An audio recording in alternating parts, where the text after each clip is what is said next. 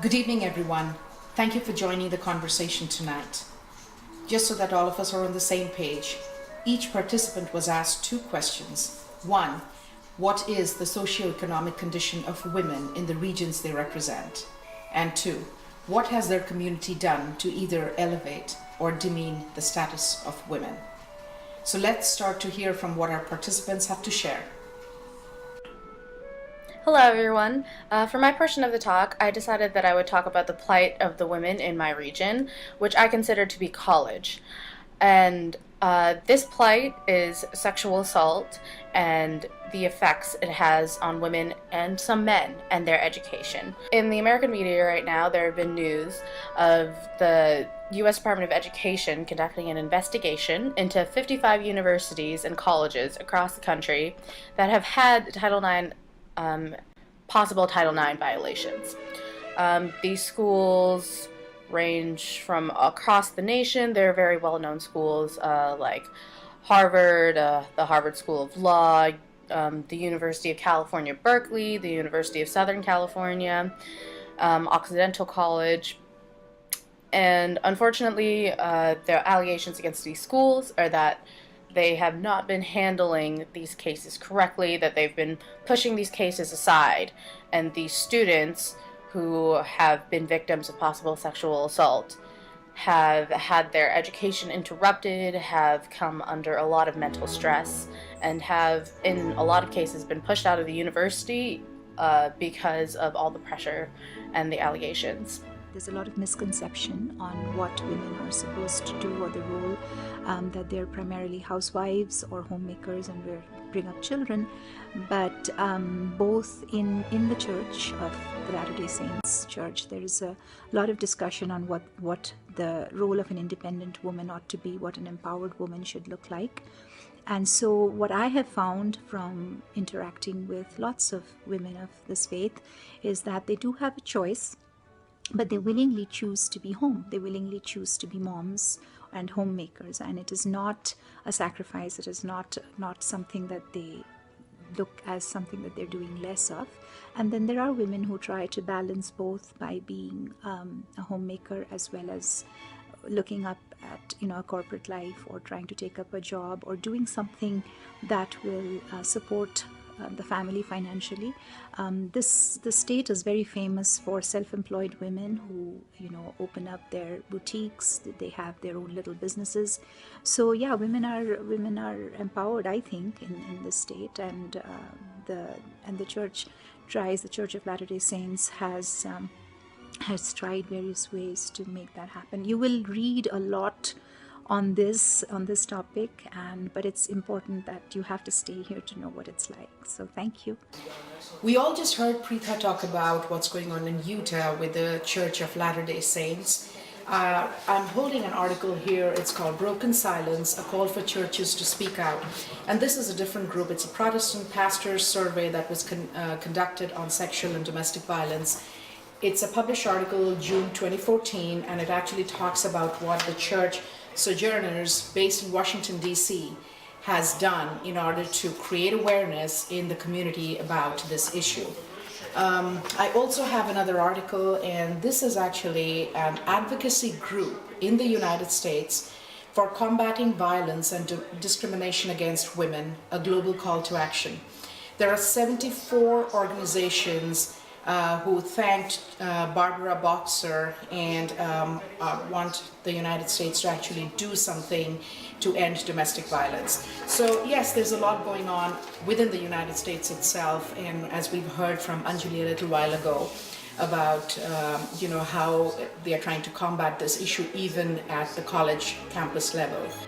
It has been more common. It has come among, we are the middle class people who are really pressed. Means see, we have to stay with our husbands. We are homemakers. For what the society will think, what neighbors will think. Right. So we cannot go for a divorce. We have to hold on to what our husbands are doing. So this abuse is coming to us. But now this divorce is so common. No one, because the ladies are financially, they are independent. But at our times, we were not. So it's, You had to it's live with it. and now one new thing I have found in our flat. Sometimes yearly some parties go on. One day in one party, I just told, we homemakers also need some space. The moment I uttered that word space, among the men folk, They were they are all those Calcutta Club, Saturday Club people. They were really dumbstruck what Mrs. Lal is talking about. Right. And now I find those people don't even talk to me Right, because right. I am just a homemaker. Correct. So, Nothing else I have to say. Okay. Thank you. Okay.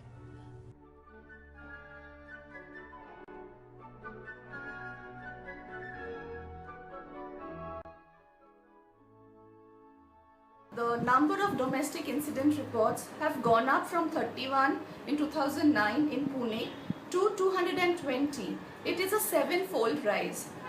If I kind of share the statistics of Mumbai, as close as 88 cases were reported in 2009. Number has risen to 140 in 2013. Now, it's very positive that more people are talking about it, and it's also because of an administrative reason why this is happening. It is prevalent amongst the upper middle class as much it is in the lower class. But what is interesting, and what I also want to add over here from my own experiences, that people in the lower rung today come out, they talk about it, and this is more because the women in the lowest rung of society are sometimes the sole breadwinners in their family. Unlike the rich families where the woman does not come out of it, she doesn't come out in the open, not because she is not empowered, she is educated. Sometimes she also has a job, but the social stigma is something which keeps her away. Along with the social stigma, it's also the economics of the relationship. She doesn't want to give away the luxury that her children have when she is in a relationship. I'm here to talk about my organization, WINGS. WINGS is an acronym for Women's Initiatives to Nurture, Grow and Support. Just as the name suggests, WINGS is a portal for women to feel empowered, to feel inspired, to grow. Having said this, I would also like to tell you that my journey for WINGS started way back when I was working as a job developer for a program called the Women of Courage program, where I was training women from difficult backgrounds, women who've suffered domestic violence and abuse, to become job ready. And I was in charge of making employer connections with them, training them towards employability. And in that role of mine, I really discovered a new communication with women, and I discovered that there is a whole world waiting out there to feel supported, to feel inspired. And that is when my entire communication with women just changed. I am here to join this discussion because I feel that WINGS is going global, and we are here to partner with one another so that we can nourish each other, we can support each other, and we can help women across the globe to feel empowered.